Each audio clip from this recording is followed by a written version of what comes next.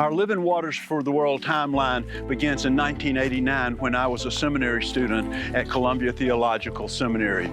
It was during a break between classes that the idea came as I was sitting meditating on the reality of stuff in the world, and a Presbyterian Today's issue is that there was a brief article about a mother and a child talking of the worldwide crisis of contaminated water. I started thinking and praying the fact that 3 million children died each year from drinking contaminated water. And it was an epiphany. An idea came to me. It was two names, two phrases. Living Waters comes from the Synod of Living Waters. The For the World comes out of Bread for the World, a Christian-based hunger advocacy organization globally as well as nationally.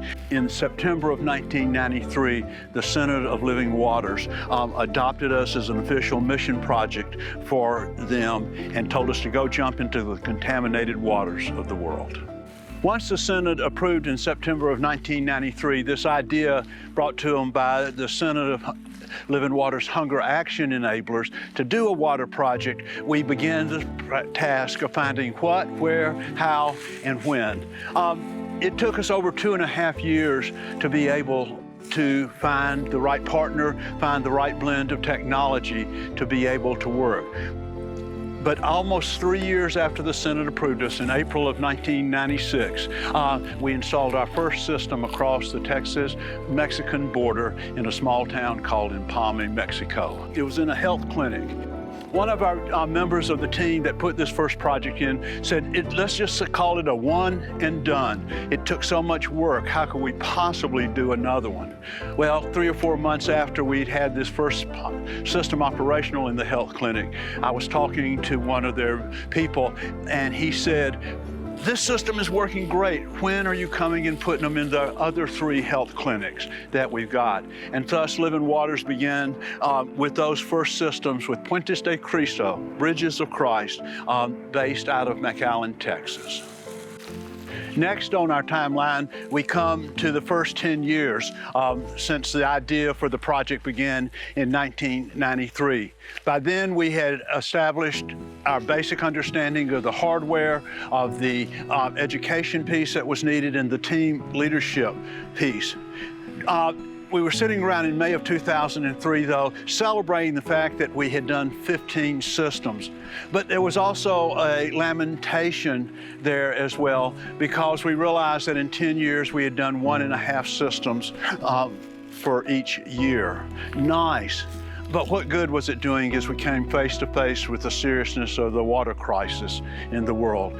And at that moment, David Snellgrove, the Synod exec, Steve Young was there as the new part-time administrator, and I were talking. David hit the side of his head up and said, we're doing it all wrong. We need to train and equip other people to do it. And at that moment, the idea of Clean Water U was born. From May of 2003 to our first session in March of 2004, we developed and pulled together all the necessary pieces for a training school to take place at Camp Hopewell outside of Oxford, Mississippi. And in that March of 2004, our first session was held with 34 attendants. And from that day, the whole status and the work of Living Waters for the World changed. The story of Living Waters for the World gets really interesting. In 2004, we had 2 Clean Water U sessions with a total of about 70 students altogether. That year, where we had done at our best 4 systems per year, in 2004, 11 systems were installed by our partners. The next year in 2005, we had 3 Clean Water U's and 25 systems were installed. The next year, 37. We discovered, however, in 2005 that in Guatemala and in the Yucatan of Mexico, one person trying to coordinate the work of a growing number of clean water systems was impossible. And at that moment, we formed network coordinating teams to guide our work in all the countries where there was a significant number of systems. At this moment, there are 11 networks that Living Waters has. So for you who are working with networks, our question down here at the bottom, how have networks been a support to you? If you're working there, you can realize how vitally important they are. And at the end of 2005, we had 56 water systems installed. The journey going into Living Waters for the World has been absolutely fascinating, replete with incredible relationships that are developed between the U.S. partners going in and working with their brothers and sisters who become family by the end of a process that brings clean water.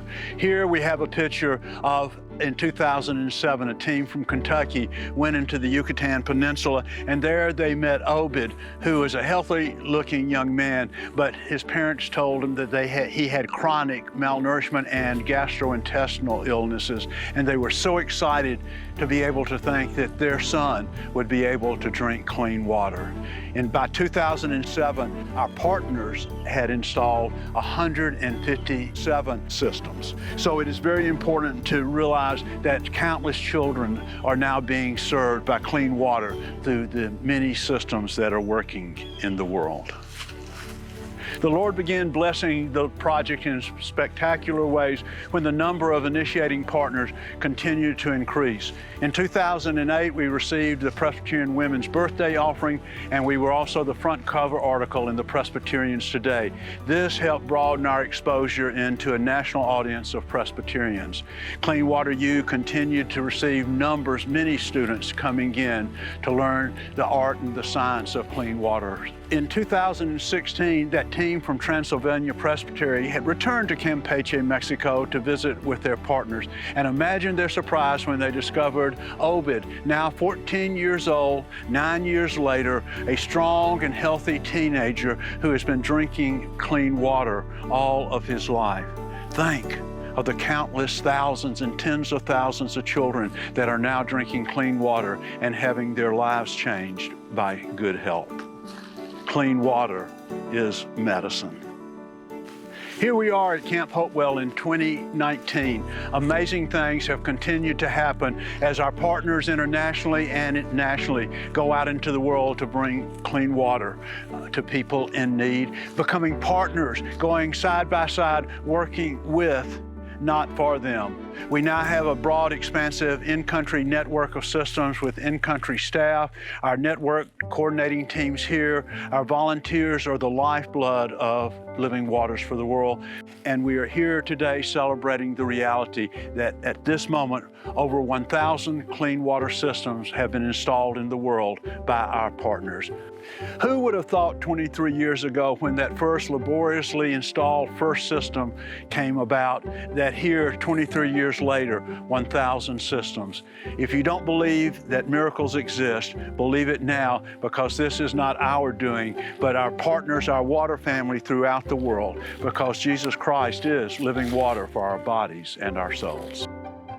What a gratifying and humbling reality it has become to think that the Lord has used us to bring 1,000 clean water systems into the world.